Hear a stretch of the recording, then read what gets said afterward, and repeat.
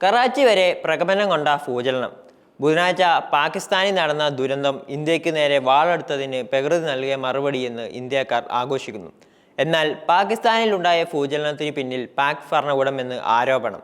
പാകിസ്ഥാൻ ആണവ പരീക്ഷണം നടത്തിയെന്ന് അമേരിക്ക സംശയം പ്രകടിപ്പിച്ചിരിക്കുന്നു. ഇന്ത്യയും നിരീക്ഷിക്കുന്നത് അതുതന്നെ. ബുധനാഴ്ച രാത്രി പാകിസ്ഥാനിൽ 4.4 തീവ്രത രേഖപ്പെടുത്തിയ ഭൂകമ്പം ഉണ്ടായത്.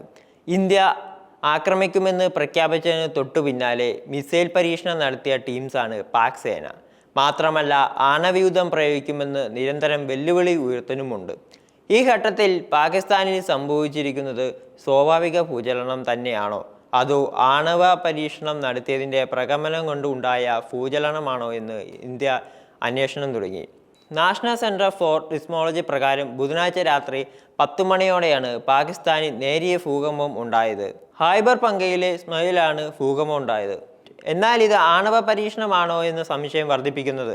വ്യോമ പോസ്റ്റുകൾ എല്ലാം അടിച്ചുപൂട്ടുകയും ഖൈബർ പങ്ക തുടങ്ങിയ മേഖലകളിൽ നിന്ന് സൈന്യത്തെ മാറ്റി നിർത്തുന്ന സമീപനം ഉണ്ടായിരുന്നു.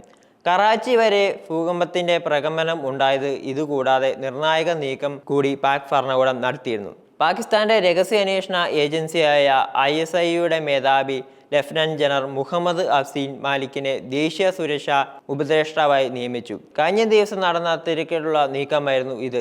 വിഷയത്തിൽ ഇന്ത്യയുടെ സംശയം ബലപ്പെടുകയാണ്. ചൈനയിൽ നിന്ന് പല സഹായങ്ങളും പാകിസ്ഥാന് ലഭിക്കുന്നുണ്ട്. ഇപ്പോൾ നടന്നിരിക്കുന്നത് ആണവ പരീക്ഷണമാണെങ്കിൽ പിന്നിൽ ചൈനയുടെ സഹായം ഉണ്ടെന്ന് ഇന്ത്യ ഉറച്ചു വിശ്വസിക്കുന്നു. സംശയിക്കാൻ മറ്റ് ചില കാരണങ്ങളുമുണ്ട്. കറാച്ചിയിൽ അടുത്തിടെ സഹായങ്ങളുടെ ചൈന തുർക്കി വിമാനങ്ങൾ എത്തിയിരുന്നു. അതായത് ആയുധ കൈമാറ്റം നടന്നുവെന്ന ആരോപണം അന്ന് ഉയർന്നിരുന്നു. നടന്നത് ആയുധ കൈമാറ്റമാണോ? അന്ന് കറാച്ചിയിൽ ചൈനീസ് ആണവ ശാസ്ത്രജ്ഞർ ഇറങ്ങിയോ എന്ന സംശയം ഉടലെടുക്കുന്നു. ചൈനയിൽ നിന്ന് പലരും പാക്കിലേക്ക് വന്നു പോകുന്നുണ്ട്. പാക്കി വലിയ നിക്ഷേപം നടത്തിയിട്ടുമുണ്ട്. ചൈന നിർമ്മാണ പ്രവർത്തനങ്ങൾക്കായാണ് ചൈനീസ് ഉദ്യോഗസ്ഥർ വരുന്നതെന്ന വാദമാണ് പാക് ഭരണകൂടം പറയുന്നത്. മുമ്പ് ഇറാൻ-ഇസ്രായേൽ യുദ്ധം ഉണ്ടാകുമെന്ന ഘട്ടം വന്നപ്പോൾ അന്ന് ടെഹ്റാനിൽ ഭൂചലനമുണ്ടായിരുന്നു. അന്ന് നടന്നത് ആണവ പരീക്ഷണമാണെന്ന് പിന്നീട് തെളിഞ്ഞിരുന്നു. ഇതേ സംശയമാണ് അമേരിക്ക പാകിസ്ഥാൻ ഭൂചലനത്തിലും ഉയർത്തുന്നത്. പാകിസ്ഥാൻ ആണവ പരീക്ഷണം നടത്തിയതിൻ്റെ ഫലമാണ് ഭൂചലനമെന്ന വാദത്തെ പാക് മന്ത്രിമാർ പാടെ തള്ളിക്കളഞ്ഞു. പാകിസ്ഥാനിൽ ഭൂചലനങ്ങൾ ഇതിനു മുമ്പും ഉണ്ടായിട്ടുണ്ടെന്നും മേഖലയിൽ 5.8 തീവ്രത രേഖപ്പെടുത്തിയ ഭൂകമ്പം ദിവസങ്ങൾക്ക് മുമ്പ് ഉണ്ടായിട്ടുണ്ട്. പാകിസ്ഥാന്റെ ഫോൾട്ട് ലൈൻ സ്ഥാനം കാരണം ഇടയ്ക്കിടയ്ക്കുള്ളതും നാശനഷ്ടങ്ങൾ വരുത്തുന്നതുമായ ഭൂകമ്പങ്ങൾക്ക് സാധ്യത കൂടുതലാണ്. പാകിസ്ഥാന്റെ ഏറ്റവും ഭൂകമ്പ സാധ്യതയുള്ള രാജ്യങ്ങളിൽ ഒന്നാണ്. കാരണം അത് ഒന്നിലധികം പ്രധാന ഫോൾട്ട് ലൈനുകൾക്ക് മുകളിലാണ് സ്ഥിതി ചെയ്യുന്നത്. ഈ ഭൂമിശാസ്ത്രപരമായ സ്ഥാനം ഈ പ്രദേശത്തെ ഇടയ്ക്കിടെ ഉള്ളതും പലപ്പോഴും വിനാശകരവുമായ ഭൂകമ്പങ്ങൾക്ക് സാധ്യതയുള്ളതാകുന്നു. ചരിത്രത്തിലുടനീളം പാകിസ്ഥാന്റെ കാര്യമായ ഭൂകമ്പ സംഭവങ്ങൾക്ക് സാക്ഷ്യം വഹിച്ചിട്ടുണ്ട്. വാർത്താ ഏജൻസിയായ NIAയുടെ റിപ്പോർട്ട് പ്രകാരം 2 പ്രധാന ടെക്ടോണിക് പ്ലേറ്റുകളുടെ യൂറോപ്യൻ ഇന്ത്യൻ പ്ലേറ്റുകളുടെ സംഗമസ്ഥാനത്ത് സ്ഥിതി ചെയ്യുന്നതിനാൽ പാകിസ്ഥാന്റെ ഭൂമിശാസ്ത്രപരമായി സവിശേഷമായ ഒരു സ്ഥാനം വഹിക്കുന്നു. ബലൂചിസ്ഥാൻ ഫെഡറൽ ഭരണത്തിലുള്ള സ്വായത്ത പ്രദേശങ്ങൾ, ഖൈബർ പങ്ക, ഗിൽഗിറ്റ് ബൾട്ടിസ്ഥാൻ എന്നീ പ്രദേശങ്ങൾ യൂറോപ്യൻ പ്ലേറ്റിന്റെ തെക്കേ അറ്റത്ത് ഇറാനിയൻ പീഠഭൂമിയുടെ മുകളിലാണ് സ്ഥിതി ചെയ്യുന്നത്. ഇതിന് വിപരീതമായി സിന്ധ്, പഞ്ചാബ്, പാകിസ്ഥാൻ അധിനിവേശ ജമ്മു കാശ്മീർ എന്നീ പ്രവിശ്യകൾ ഇന്ത്യൻ ഫലകത്തിന്റെ വടക്കു പടിഞ്ഞാറൻ അറ്റത്താണ് സ്ഥിതി ചെയ്യുന്നത്. ഇത് ദക്ഷിണേഷ്യയുടെ ടെക്ടോണിക് ചട്ടക്കൂടിന്റെ ഭാഗമാണ്. അതിനാൽ 2 ടെക്ടോണിക് പ്ലേറ്റുകൾ കൂട്ടിയിടിക്കുമ്പോൾ ഈ പ്രദേശം ശക്തമായ ഭൂകമ്പങ്ങൾക്ക് സാധ്യതയുണ്ട്.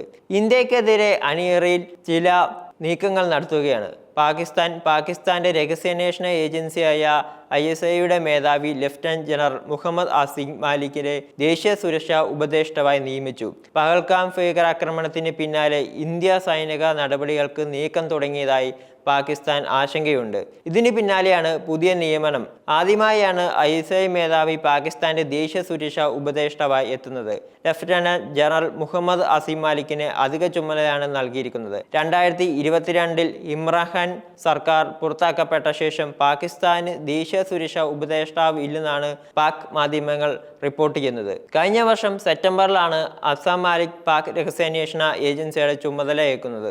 ദേശീയ സുരക്ഷ, വിദേശ നയം, തന്ത്രപരമായ കാര്യങ്ങൾ തുടങ്ങിയ വിഷയങ്ങളിൽ പാകിസ്ഥാൻ പ്രധാനമന്ത്രിയുടെ പ്രധാന ഉപദേഷ്ടാവായി പ്രവർത്തിക്കുക എന്നത് അസീം മാലിക്കിന്റെ അധിക ചുമതല ഒരു ഫെഡറൽ മന്ത്രിക്ക് തുല്യമായ പദവിയാണ് NSI വഹിക്കുന്നത്. ഇസ്ലാമാബാദിലെ പ്രധാനമന്ത്രിയുടെ സെക്രട്ടേറിയറ്റിൽ പ്രവർത്തിക്കുന്ന ദേശീയ സുരക്ഷാ വിഭാഗത്തിന്റെയും തലവനാണ് ഉപദേഷ്ടാവ്. ISS ഡയറക്ടർ ജനറൽ ആകുന്നതിന് മുമ്പ് അസീം മാലിക് പാകിസ്ഥാൻ സൈന്യത്തിന്റെ ജനറൽ ഹെഡ്ക്വാർട്ടേഴ്സിൽ അഡ്വൈസർ ജനറലായി സേവനമനുഷ്ഠിച്ചിരുന്നു. നിയമപരവും അച്ചടക്കപരവുമായ കാര്യങ്ങൾ ഉൾപ്പെടെയുള്ള സൈനിക ഭരണപരമായ കാര്യങ്ങളുടെ മേൽനോട്ടമായിരുന്നു അദ്ദേഹത്തിന്റെ ചുമതല.